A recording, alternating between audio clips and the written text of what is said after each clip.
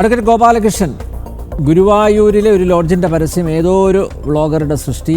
അവർ പറഞ്ഞതിൻ്റെ ധ്വനി വീഡിയോ കാണുന്നവർക്ക് എളുപ്പത്തിൽ മനസ്സിലായിട്ടുണ്ടാകും. ഗുരുവായൂരിനെ ഒരു അനാശാസ്യ കേന്ദ്രമാക്കി മാറ്റാനുള്ള വ്യഗ്രത അവരുടെ വാക്കുകളിൽ പ്രകടമാണ്. ഒരു സ്ത്രീയെ ഉപയോഗിച്ച് തന്നെയാണ് ഈ റീൽ ഇറക്കിയിരിക്കുന്നത്. അപ്പോൾ ഈ വ്ളോഗ് നേരത്തെ ഈ നമ്മുടെ ഈ ചർച്ചയിൽ പങ്കെടുത്ത മറ്റ് അതിഥികൾ കൃത്യമായിട്ട് ആ കാര്യങ്ങൾ പറഞ്ഞു. പണമുണ്ടാക്കുക, അതിനുവേണ്ടി എന്ത് തോന്നിയാസവും കാണിക്കാം, അങ്ങനെ ഒരു ഇടമായി സാമൂഹ്യ മാധ്യമങ്ങളെ മാറ്റിയിരിക്കുന്നു. എങ്ങനെയാണ് നോക്കിക്കാണുന്നത്?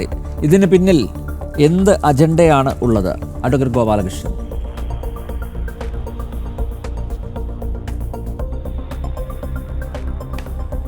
ഞാനിതിനെ വേറൊരു തലത്തിൽ കാണാനാണ് ആഗ്രഹിക്കുന്നത്.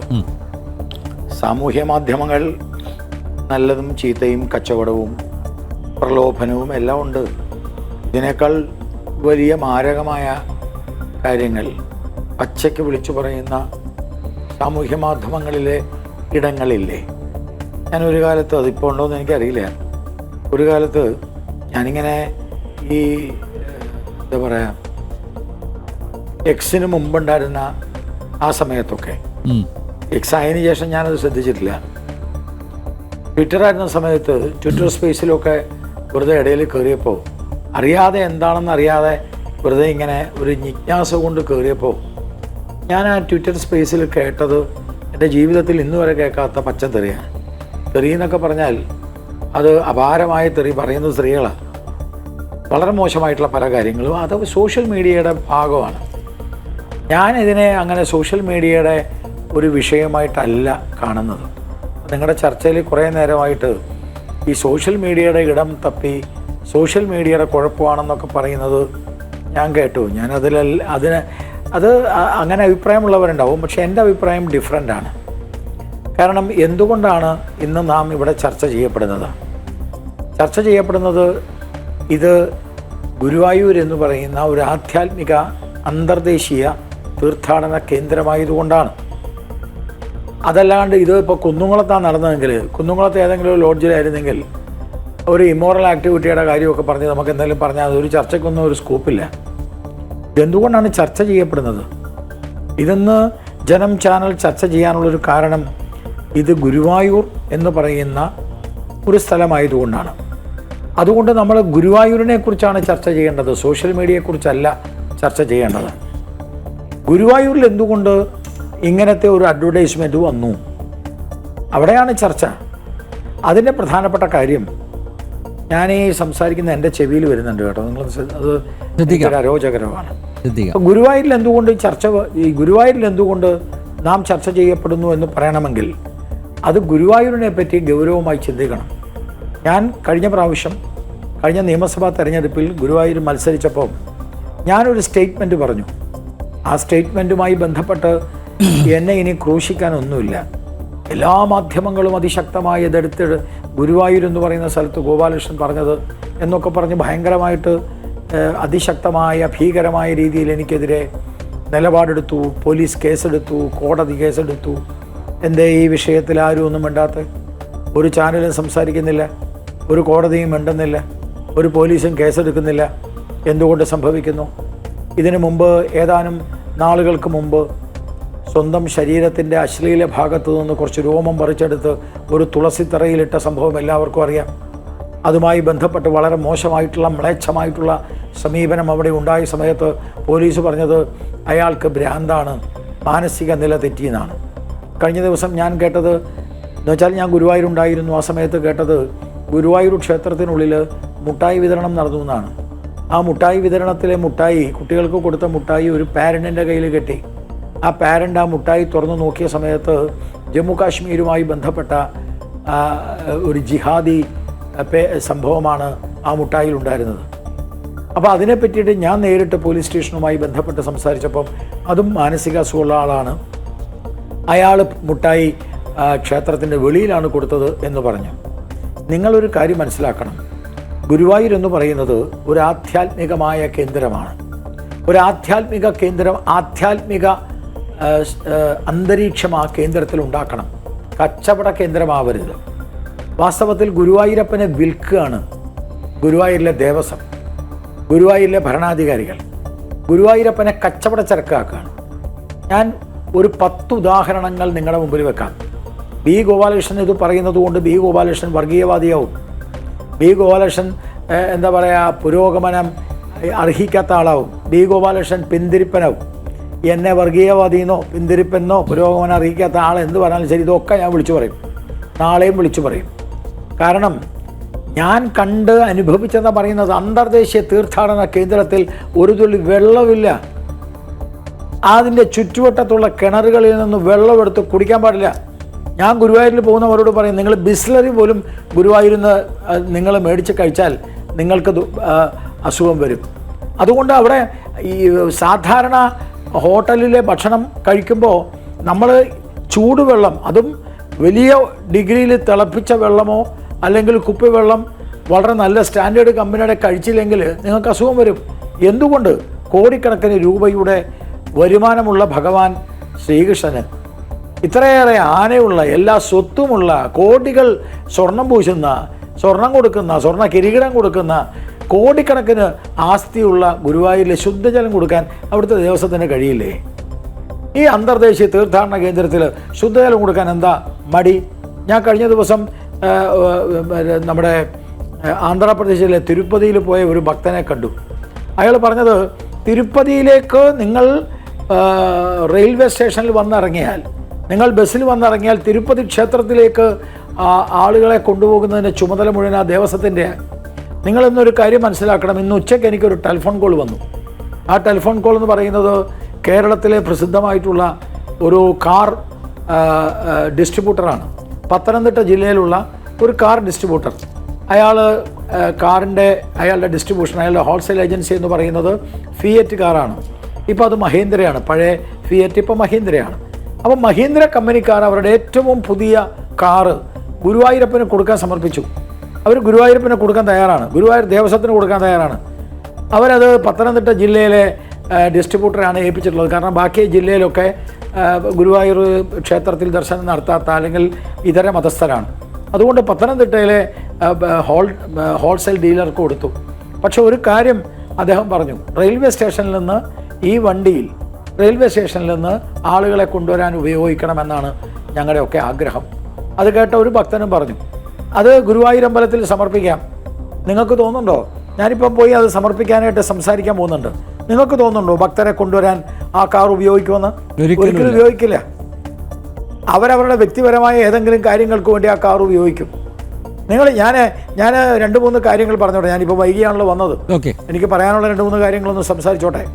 നിങ്ങൾ ഗുരുവായൂർ ക്ഷേത്രത്തിൻ്റെ മുന്നിൽ പോയിട്ട് അതിൻ്റെ മുമ്പിലെ കവാടത്തിൽ ലൈറ്റ്, നിങ്ങൾ ഗുരുവായൂർ ക്ഷേത്രത്തിൻ്റെ മുന്നിൽ പോയിട്ട്, ഞാനൊരു കഷ്ടി 10-20 ദിവസം എന്നും തൊഴാൻ പോയ ആളാണ്. ഗുരുവായൂർ ക്ഷേത്രത്തിൻ്റെ മുന്നിൽ ലൈറ്റ് കത്തില്ല. അപ്പോൾ ഈ അലങ്കാര ലൈറ്റ് ഉണ്ടല്ലോ, ഗുരുവായൂർ ക്ഷേത്രം എന്ന് പറയുന്ന അന്തർദേശീയ തീർത്ഥാടന കേന്ദ്രത്തിൻ്റെ മുമ്പിലെ അലങ്കാര ബൾബുകൾ കത്തിക്കുന്നില്ല. ഇതെന്താ അലങ്കാര ബൾബുകൾ കത്തിക്കാത്തത് എന്ന് ഞാൻ ചോദിച്ചപ്പോൾ പറഞ്ഞത്, പൈസയില്ല. ഗുരുവായൂർ ക്ഷേത്രത്തിൻ്റെ മുന്നിലെ അലങ്കാര ബൾബുകൾ കത്തിക്കാൻ ഈ കേരളത്തിലെ ഏത് ക്ഷേത്രത്തിൻ്റെ മുന്നിലെ അലങ്കാര ബൾബ് ഇതിനേക്കാളൊക്കെ ചെറിയ ക്ഷേത്രത്തിൽ കത്തിക്കും. അപ്പം ഞാൻ ചോദിച്ചു, പൈസയില്ലേ? ഇല്ല, അത് വഴിപാടുണ്ടെങ്കിൽ മാത്രമേ കത്തിക്കുള്ളൂ. ഭക്തൻ വഴിപാട് കൊടുത്താൽ കത്തിക്കും, ഇല്ല കത്തിക്കില്ല. ഞാൻ പോയ 5-6 ദിവസം കത്തിയില്ല. അപ്പം ഞാനിത് അന്വേഷിച്ചപ്പോൾ പറയാണ്, ഇന്ന് വഴിപാടില്ല. അപ്പോൾ വഴിപാടുണ്ടെങ്കിലേ ഗുരുവായൂരപ്പൻ്റെ മുന്നിലുള്ള ആ ക്ഷേത്രത്തിൻ്റെ മുന്നിലുള്ള അലങ്കാര ബൾബ് കത്തിക്കാൻ പറ്റുള്ളൂ. You just think about it. ഇനി ഇപ്പോൾ ഉള്ളിൽ കയറി നിങ്ങൾ നോക്കൂ. ഉള്ളിൽ നമ്മൾ ക്ഷേത്രത്തിനുള്ളിലേക്ക് കയറി കഴിഞ്ഞാൽ ഇടതുഭാഗത്ത് അയ്യപ്പൻ്റെ നടയുണ്ട്. ആ അയ്യപ്പൻ്റെ നടയിൽ എള്ളുതിരി കത്തിക്കാൻ പറ്റുമോ? ഇന്ത്യയിലല്ല, ലോകത്തെ എവിടെ അയ്യപ്പ ക്ഷേത്രം ഉണ്ടെങ്കിലും ആ അയ്യപ്പ ക്ഷേത്രത്തിൽ എള്ളുതിരി കത്തിക്കും. കാരണം അത് ശനിയുമായി ബന്ധപ്പെട്ടതാണ്. എള്ളും ശനിയും തമ്മിലൊരു ശാസ്ത്രീയ ബന്ധമുണ്ട്. അത് ഞാൻ പിന്നെ പറയാം, അതിവിടെ പറയേണ്ട ആവശ്യമില്ല. പക്ഷേ ഗുരുവായൂർ ക്ഷേത്രത്തിൽ എള്ളുതിരി കിട്ടില്ല, കത്തിക്കാൻ പറ്റില്ല. അപ്പോൾ അത് അന്വേഷിച്ചു. ഞാനിതൊക്കെ അന്വേഷിക്കുന്ന ആളായതുകൊണ്ട് ഗുരുവായൂർ ക്ഷേത്രവുമായി ബന്ധപ്പെട്ട് ഞാൻ ഈ കാര്യം അന്വേഷിച്ചു. എന്തുകൊണ്ട് എള്ളുതിരി കത്തിക്കുന്നില്ല? അതിന് ലാഭമില്ല. അത്രയും ഭഗവാന് കത്തിക്കുന്ന എള്ളുതിരി ഗുരുവായൂർ ക്ഷേത്രം വേണ്ടാന്ന് വെച്ചപ്പോൾ കാരണം ചോദിച്ചപ്പോൾ അതിൽ ലാഭമില്ലാന്ന്. അപ്പോൾ കച്ചവടമാണോ അത്? ഇനി അങ്ങോട്ട് തിരിഞ്ഞു വന്നാൽ അവിടെ ഒരു നമ്പൂതിരി ഇരുന്നിട്ട് എല്ലാവർക്കും ഈ ചന്ദനം കൊടുക്കാറുണ്ട്. ഇപ്പം ചന്ദനം കൊടുക്കൽ നിർത്തി. ഞങ്ങൾ ബഹളം വച്ചപ്പോൾ വീണ്ടും ചന്ദനം കൊടുത്തു. അത് കൊടുക്കുന്ന യഥാർത്ഥ ചന്ദനമല്ല. പണ്ട് കുങ്കുമപ്പൂ ചാലിച്ച ഒന്നാം തരം ഗുരുവായൂരമ്പലത്തിൽ പോയി തിരിച്ചു വന്നാൽ നമ്മുടെ ദേഹത്ത്, നമ്മുടെ മുഖത്ത്, നമ്മുടെ നെറ്റിയിൽ ചന്ദനം തേച്ച് കഴിഞ്ഞാൽ ആ ചന്ദനം എല്ലാ കാലഘട്ടത്തിലും ഉണ്ട്. എല്ലാ ദിവസം മുഴുവൻ നിൽക്കും. നല്ല മണമാണ്, ഒരു സുഗന്ധമാണ്, ഒരു തണുപ്പാണ്. നെറ്റിയിൽ ചന്ദനം തേക്കുന്നത് തന്നെ ശാസ്ത്രമാണ്. അല്ലാതെ ഞാൻ ഹിന്ദുവാണ് അമ്പലത്തിൽ പോയെന്നുള്ളതിൻ്റെ സിമ്പലല്ല. നെറ്റിയിൽ, ഈ നെറുനെറ്റിയിൽ ചന്ദനം തൊടുന്നത് അത് യഥാർത്ഥത്തിൽ ആ ബ്രെയിനിന് തണുപ്പുണ്ടാകാൻ വേണ്ടിയാണ്. അതിൻ്റെ ശാസ്ത്രമുണ്ട്. പക്ഷേ ഇപ്പോൾ കൊടുക്കുന്നത് എന്താണെന്നേ, ഇപ്പോൾ കൊടുക്കുന്ന ഡ്യൂപ്ലിക്കേറ്റ് ചന്ദനമാണ്. ഇപ്പോൾ ചോദിച്ചുമ്പോൾ എന്താ പറയണമെന്നറിയോ? ഇറാൻ യുദ്ധം ഉണ്ടല്ലോ, ആ യുദ്ധം കാരണം ഇറാനിൽ നിന്ന് നമ്മുടെ കുങ്കുമപ്പൂവിൻ്റെ ഇറക്കുമതിക്ക് പൈസ കൂടിയത്.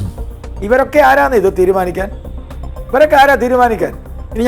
ഞാനിതൊന്നൊന്നും അല്ല. ഇത് പറയാൻ തുടങ്ങിയാൽ നിങ്ങൾ മറ്റേ ഇവിടുത്തെ മേൽപ്പത്തൂർ ഓഡിറ്റോറിയത്തിൽ പോയിട്ട് നിങ്ങൾക്ക് ഒരു സാധാരണ ഹിന്ദുവിന് മേൽപ്പത്തൂർ ഓഡിറ്റോറിയം ഒന്ന് ബുക്ക് ചെയ്യണമെന്ന് വെച്ചാൽ കിട്ടുമോ? വേണ്ട.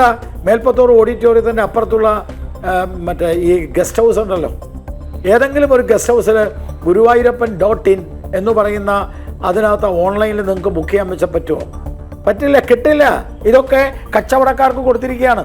ഇതൊക്കെ ഹോൾസെയിലായിട്ട് എടുത്തിട്ട് പിന്നെ 3000-വും 4000-വും വെച്ച് മേടിച്ചിട്ട് കൊടുക്കുകയാണ്. ഇനി ഒരു ഗസ്റ്റ് ഹൗസിൽ ഒരു ദിവസം താമസിച്ചാൽ 2 കുപ്പി വെള്ളം ഫ്രീ കിട്ടണം. കിട്ടുന്നുണ്ടോ? കിട്ടില്ല. കാരണം എന്താ? ആ വെള്ളം അടിച്ചു മാറ്റുകയാണ്. ഗുരുവായൂർ അമ്പലത്തിലെ ആ മഞ്ജുളാൽ തൊട്ട് കച്ചവടം തുടങ്ങാണ്. ആ കച്ചവടം ഗുരുവായൂർ ക്ഷേത്രത്തിൻ്റെ ചുറ്റിനുമുണ്ട്. അവിടെ ആധ്യാത്മികത എന്ന് പറയുന്നത് ഭഗവാനെ ഉള്ളിൽ കൊണ്ട് നടക്കുന്ന, പൂന്താനത്തെ പോലെ മേൽപ്പത്തൂരിനെ പോലെ ഭഗവാനെ ഉള്ളിൽ കൊണ്ട് നടന്ന ആ ഭാരതത്തിൻ്റെ അത്യുഗ്രമായിട്ടുള്ള ആ ഗുരുവായൂർ, ആ ഗുരുവും വായുവും കൂടി സൃഷ്ടിച്ച ആ ഗുരുവായൂർ ഭഗവാനെ കാണാൻ പോകുമ്പോൾ മറ്റെല്ലാം മറന്ന് ഭഗവാനെ കാണാൻ പോകണം. ചുറ്റുവട്ടത്ത് മുഴുവനും ഈ ദേവസ്വം അടക്കം ഭരണാധികാരികൾ നടത്തുന്ന വൃത്തികേടുകളാണ്. ആ വൃത്തികേടുകളാണ് അവിടെ മുഴുവൻ നടക്കുന്നത്. അവിടെയുള്ള ഫ്ലാറ്റുകൾ, ആ ഫ്ലാറ്റുമായി ബന്ധപ്പെട്ടിട്ടുള്ള നിർമ്മാണങ്ങൾ, അവരുടെ അഡ്വർടൈസ്മെൻറ്റ്, അതിന് ചുറ്റും ഞാൻ ചോദിക്കട്ടെ, ഗുരുവായൂർ ക്ഷേത്രത്തിന് ചുറ്റിനും എന്തിനാന്നേ 6-7 ബാറുകൾ? നിങ്ങൾ 6-7 ബാർ എന്തിനാ ഗുരുവായൂർ ക്ഷേത്രത്തിന് ചുറ്റും? ഇതൊക്കെ എവിടെ വേണമെന്ന് ചിന്തിക്കേണ്ടത് ആരാ? എവിടെ വേണമെന്ന് ചിന്തിക്കേണ്ടത് ഭരണാധികാരികളാണ്. അപ്പോൾ ഗുരുവായൂർ ക്ഷേത്രവുമായി ബന്ധപ്പെട്ട് ഗുരുവായൂർ ക്ഷേത്രത്തിലേക്ക് പോകുമ്പോൾ നിങ്ങൾ ചുറ്റിലും ഭഗവാൻ ഇരിക്കുന്നത് നാറിയിട്ടാണ്. അവിടെ വെള്ളം പോകുന്നത് നിങ്ങൾ കണ്ടിട്ടുണ്ടോ? ഈ ചാനൽ ചർച്ചയിൽ ഇരിക്കുന്നവരെ എനിക്ക് മുഴുവൻ അറിയില്ല, കാരണം ഞാൻ കാണുന്നില്ല. ഞാൻ കാണാത്ത സ്ഥലത്ത് വെച്ചാൽ എൻ്റെ മുമ്പിൽ TV. നിങ്ങൾ ദയവ് ചെയ്ത് അവിടെ പോകുന്ന സമയത്ത് നിങ്ങൾ അന്വേഷിക്കണം. അതിൻ്റെ ചുറ്റുവട്ടത്ത് മുഴുവനും ശുദ്ധീകരിക്കപ്പെടാത്ത വെള്ളമാണ്. അപ്പോൾ ഗുരുവായൂർ ക്ഷേത്രത്തിൻ്റെ ചുറ്റുപാടിൽ ഈ കച്ചവടം, ആധ്യാത്മികത എന്ന കൺസെപ്റ്റ് മാറി ദേവസ്വം നടത്തുന്ന ഈ കച്ചവടം കൊണ്ട് അവിടെയുള്ള ഓരോ ഹോട്ടലുകാരും കച്ചവടക്കാരെയാണ്, അല്ലെങ്കിൽ കച്ചവടത്തിൻ്റെ അടിസ്ഥാനത്തിലാണ് ആളുകളെ ക്ഷണിക്കുന്നത്. എന്തൊരു കഷ്ടമെന്ന് നോക്കുക. ഒരു സ്ത്രീ വ്ളോഗറാണെന്നൊക്കെ പറഞ്ഞിട്ട് അതിൻ്റെ വേഷവിധാനം തന്നെ കണ്ടില്ലേ? എത്ര മോശമായിട്ടാണ്. ആരെക്കുറിച്ചാണ് പറയണം? ഗുരുവായൂരിലേക്ക് വരൂ. എനിക്കൊന്നും അത് റീപ്രൊഡ്യൂസ് ചെയ്യാൻ താല്പര്യമില്ല. അപ്പോൾ ഗുരുവായൂരിലേക്ക് വരുന്നത് ഇതിനു വേണ്ടിയിട്ടാണോ? ഇതെന്തൊരു കഷ്ടമാണ്. ഇതൊക്കെ കർശനമായ നടപടി സ്വീകരിക്കേണ്ടതെന്നേ. എന്ത് നടപടിയാണ് സ്വീകരിച്ചത്?